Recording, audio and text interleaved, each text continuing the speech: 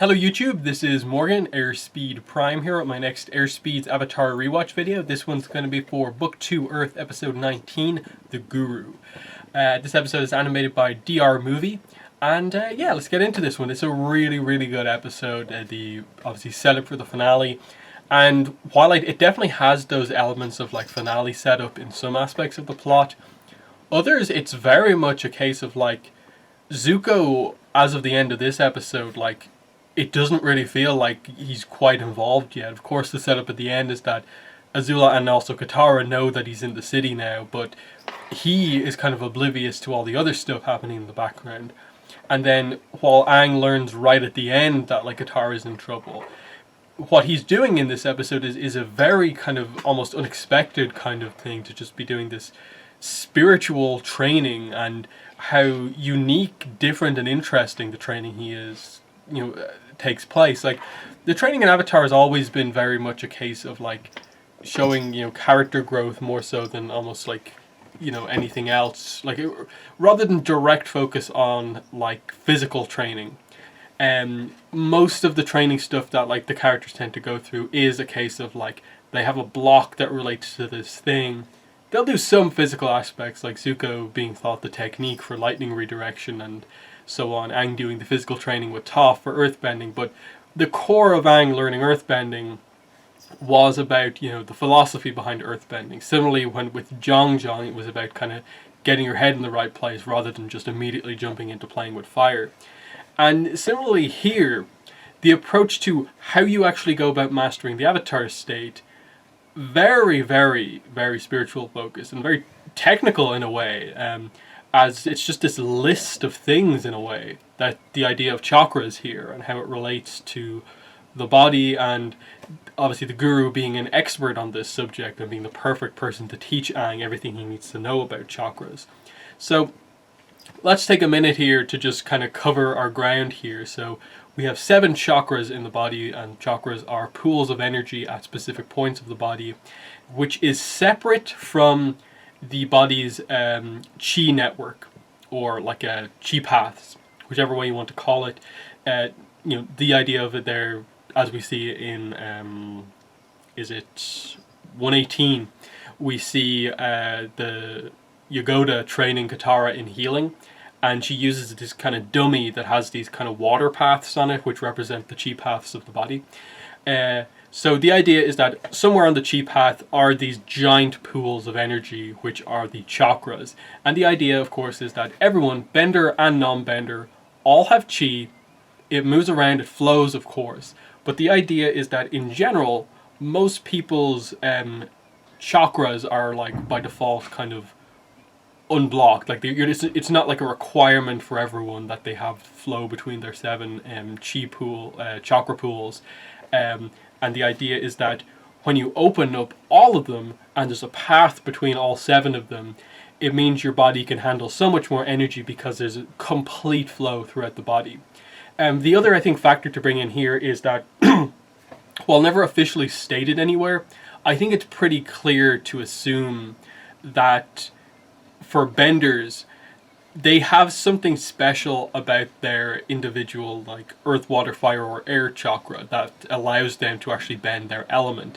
Because otherwise the idea is that we know what a bender is. A bender is someone who can manipulate their chi and have that manipulation of their chi impact the world around them and affecting whatever element it is that they can bend. But if someone has this ability, what limits them to only being able to bend one element? What limits them to just being able to affect fire versus also being able to affect water? If they can have their chi and manipulate it to reach out and touch fire, why can't they do the same for water? And very clearly, the only key way to really make that distinction would be through something being special within each bender that relates to, like for a firebender, their fire chakra, an airbender, their air chakra, and so on. So obviously this is the theory that I'm going on. If you've seen my Avatar discussion topic video on how bending works, you'll know all about this. I'll probably link that one in the description so you can have a much more in-depth kind of analysis of that. But still, really cool stuff here as we're presented.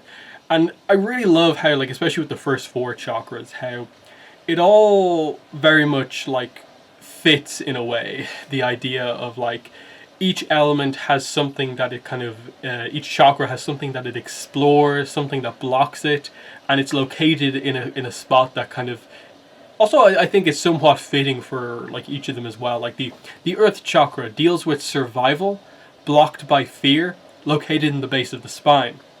So, it's a very kind of earth, very, structural kind of type thing. So the idea that the base of the spine, a key structural point on the body to form a base, is very fitting for earth. The idea that it deals with survival fits with the whole idea of like what Iroh said was a huge positive about the people of the earth kingdom, that they're always strong, they always survive, and they'll never kind of give up without a fight.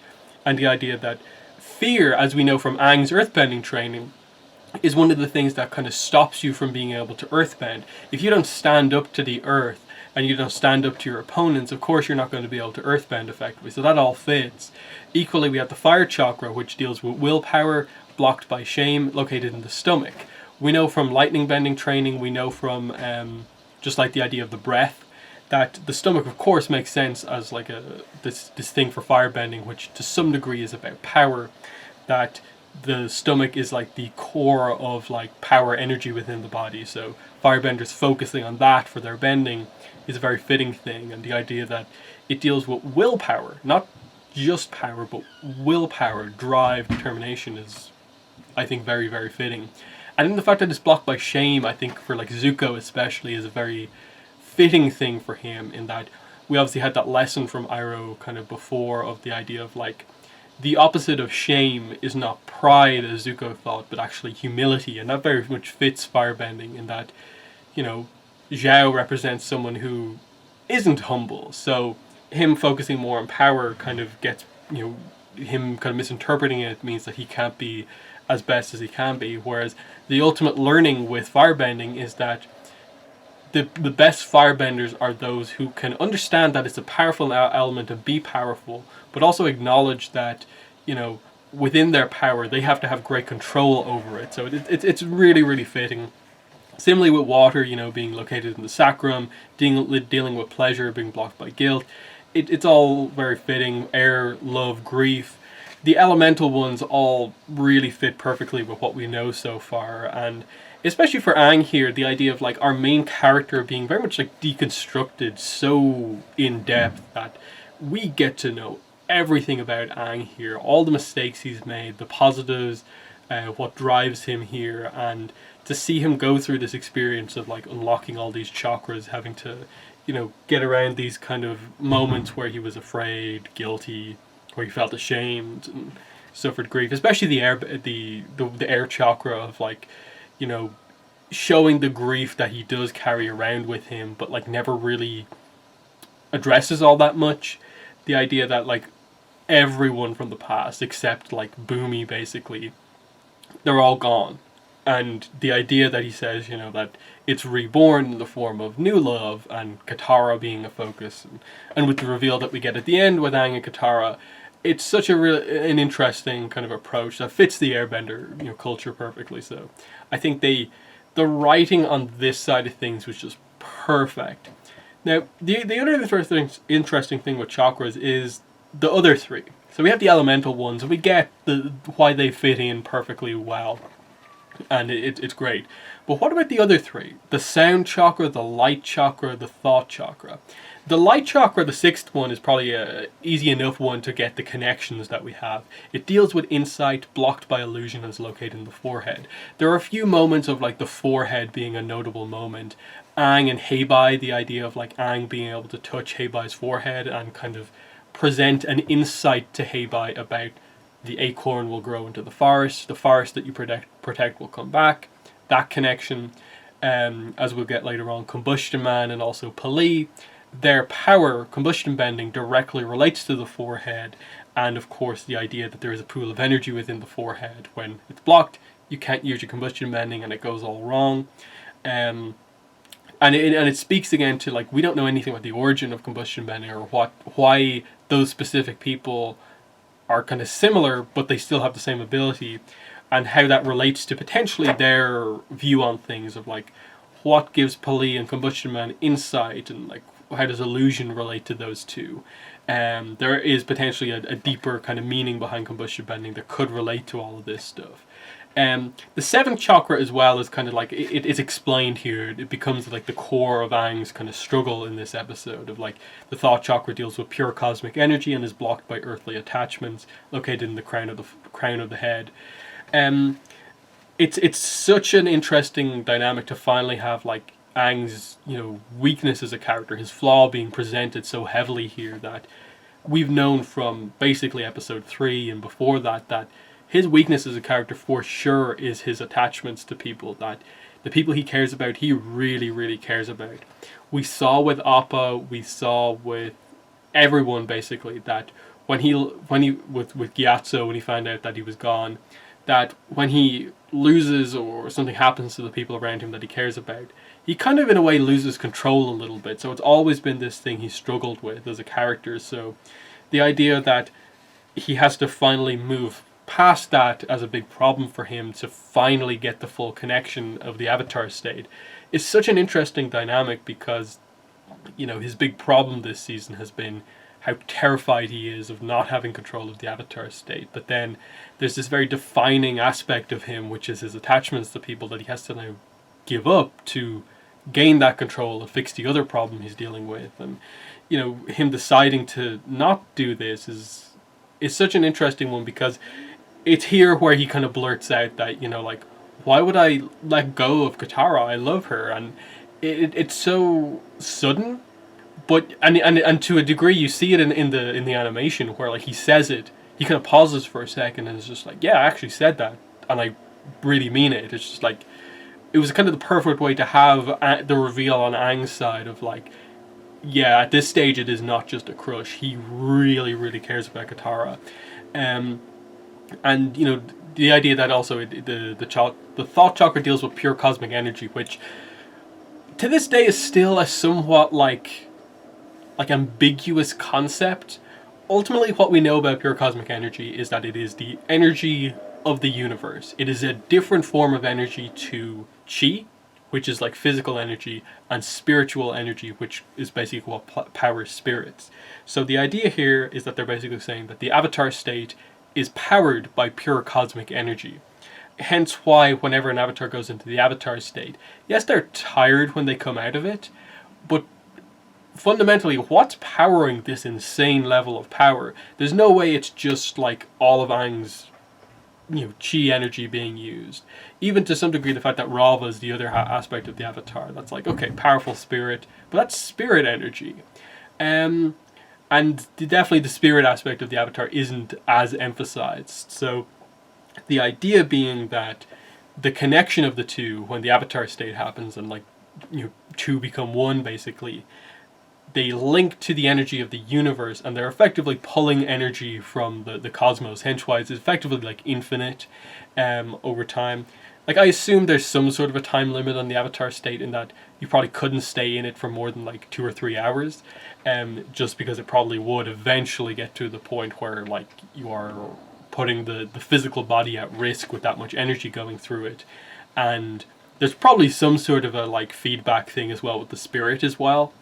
So that's the idea, that it's this universal energy. Hence why the idea is when you finally unlock it, it's you walking along this kind of road in space and connecting with this like cosmic version of yourself, which is showing like your connection to the universe. And obviously it's later on referenced in book 2 of Korra, when she, while not even properly being the Avatar, just her on her own uses the Tree of Time to connect to the cosmic energy of the universe, and it basically becomes Cosmic Spirit Korra. The idea being that a human has a certain amount of physical energy and a certain amount of spirit energy, depending on like what form they're in. Obviously, Korra at times has been spirit separated from her physical body, when most of the time in the physical world she's using her physical energy. But the idea is that within the Tree of Time, she makes her spirit like endlessly more powerful by powering her spirit with the energy of the universe, the pure cosmic energy. That's my attempt to explain it. Obviously it speaks more to like the origin of kind of stuff in the Avatar universe, where the spirits come from, the idea that spirits are seen as these ancient things, but there is this energy that is kind of beyond even spirits, that makes spirits even more powerful. And it's such an interesting like concept and idea. And to like, I suppose the core with the conflict in this episode with Aang and the attachments is I think in part obviously showing that he's still very young, but also showing that the Guru, the one mistake he makes with Aang is, I suppose, the Guru is so entrenched and knows so much himself about like attachments, and kind of just in a way expects Aang as like an air nomad to kind of understand this, when in fact, like, if the Guru had realized this, he should have, I think, been able to clarify to Aang that it's not forget them forever, leave them aside forever. That create the distinction that with the air chakra that even Aang brings up, you can still love someone without being attached to them. That there is a distinction, the idea of like, you can care about someone once you don't utterly lose yourself if they're gone. That sort of a way, and that's kind of what the real core of like what Aang has to learn in this thing is that yes, he can love Katara once he is willing to put like the duties of the Avatar and all this other stuff ahead of her in terms of like priorities for himself. So amazing side of the episode. That's why I spent so much time on it. I probably won't spend as much time on the other stuff, but it's an overall amazing episode because the other stuff that we deal with is like Toph and metal bending. I like how they transition from the Guru explaining the idea of everything is connected and linking the metal bending to that you know metal is just earth that has been refined over time, and it's all the same. And they cut to Toph realizing this and basically doing metal bending for the first time and getting the advantage over Xinfu and Master Yu. Still don't know if they're alive or not, or if they were ever saved or anything like that. But it's one of those kind of plot points that, like, do we really need to know about them? Are they that important of characters? Not really, but it'd be cool to see them again in the comics or something like that. Sokka meeting his father, that really cool scene to properly meet Hakoda. We also see Bato as well. And that it's this fun dynamic of like Bato has seen Sokka and obviously has relayed some of this stuff to Hakoda, and so Hakoda obviously knows to some degree what Sokka's been through and can be very proud of him for helping the Avatar and knowing that the Avatar is such an important factor in the war. So like the core of this being obviously the emotional reunion of father and son, but then transitioning that into this idea of like Sokka always wanting to be like respected by his father and like be seen by his father as a warrior, not just young Sokka, you can't come into battle with us, but know that like when I left you like a mission kind of in a way as a warrior to protect the tribe when it was gone, and I always respected you for that, hence why I gave you such an important task. It wasn't just, oh, look after your sister type thing. It was an actual mission. And obviously Hakoda's heard about what Sokka's been up to since then and can see that he is a warrior now and kind of treats him like that. So that amazing moment when like they hear the the alert that there's something happening, there's going to be a battle coming up, and he just says, "You men, other men, go get ready." And Sokka's like, "What do I do?" And Hakoda's just like, "You heard me. You other men, go get ready," including Sokka in that group. That he's now part of that now. That he's passed with the help of Bato, his in bottom of the water tribe, the test of courage and so on that he did, the ice dodging. He's done that, so he effectively is considered a man within the water tribe culture. So just acknowledging that, and Hakoda not making any sort of a big deal about it, that it's just he sees Sokka in that way, and then confirming to him later on that like I never didn't kind of see you in this way. It's just really nice, and Hakoda is such a great character, how they characterize him. It's definitely, I think, probably the main strength of North and South as a series. Katara's arc, and then just getting to see much more of Hakoda. Hakoda is so well written in North and South. If you haven't read it yet, it's really, really good stuff. Zuko, surprisingly, isn't like too much of a focus in this episode. It's just the really unusual, super happy, hopeful Zuko here that's happy to help Iroh with the tea shop, the Jasmine Dragon, and they get the news at the end of the episode that they've been invited to serve tea to the Earth King, and of course, this is where Zuko's finally going to come like smack bang in front of everyone and be immediately injected back into all of this action after, pretty long run of episodes of like a break away from all this stuff. So really interesting there. And the fact that Katara sees him, but he doesn't see Katara when she comes in, which is obviously Katara's side of the episode. She's planning things with the Council of Five for the potential invasion coming up, and eventually on the way back to report, stops by the Jasmine Dragon, sees Zuko and Iroh, runs back to tell them, and at this stage, she discovers, when she goes back to inform the king, she discovers obviously that the Kyoshi warriors are in fact, Azula, May and Ty Lee, and it's this crazy moment of like, Katara being taken out like that is obviously what Aang senses that through his connection. He and Sokka rush back to Ba Sing Se, and suddenly everything's going wrong, everything's happening. And I think for sure it's a really well done plot of like, Azula was last kind of really seen obviously in Appa's Lost Days. We just saw her capture Suki, so that's where they have the outfits. In the last episode we saw them arrive and clearly it was Azula. And here we immediately see the second she's in there, she's planning to take over Ba Sing Se from the inside. That the biggest like free city in the world. She's planning to take over from the inside with just herself, May and Ty Lee. But she acknowledges that the way that she has to do that has to involve the Dai Li. They are the power in the city. That you can have Long Feng, you can have the Earth King as like individual people with power, but fundamentally whoever controls the Dai Li basically controls the city when it really gets down to it. So her being able to see that immediately and the importance of them is just so well done, and how she clearly is planning something. She tricks them, she lets them know that she's the princess even though she could have kept it a secret, and acts like she's kind of taken aback when Long Feng seems to get one over on him with his loyalty of the Dai Li. And it's him thinking he has the advantage over the Fire Nation princess by saying, I propose a deal. You join me, help me gain control back over the city, and I will give you the Avatar as like payment basically for that. You get what you want, I get what I want. But obviously, of course, Azula is playing him that, if she can get the loyalty of the Dai Li, Long Feng has nothing.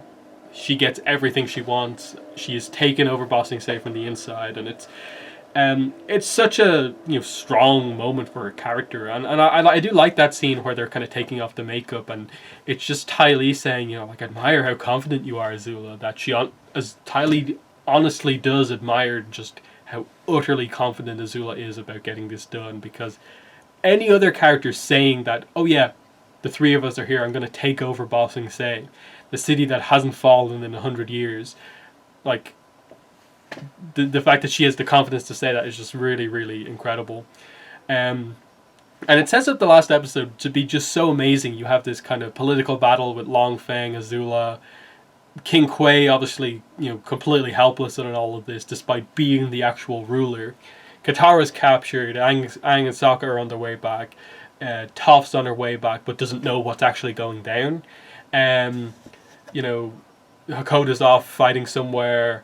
And then Aang has this whole what's happening with the I'm going to be blocked out of the Avatar state. That's another key plot point that I didn't mention, that because he chose not to unlock the 7th chakra, if he just doesn't do it quick enough, basically he'll block everything and kind of have to start all over again. So it's a really intense thing of just suddenly he's gone from being this close to being able to use the Avatar state at will to now suddenly you can't use it at all. So it's just really, really just incredible episode. Definitely one of my favorites, because it has all of those amazing moments. Metal bending, Hakoda Sokka, Katara discovering Zuko, the Azula and Long Feng kind of plotting stuff. But then it's also got this really good character stuff, but also technical expansion on the universe, kind of lore with what the chakras are about. And it's just an overall perfect episode for me in a way. No real problems with this one at all. I really love this episode. So that's my thoughts on it. In the comments, let me know what your thoughts are on The Guru. Do you agree with me in how good it is? But yeah, that's been the video for today. Thanks for watching, and bye.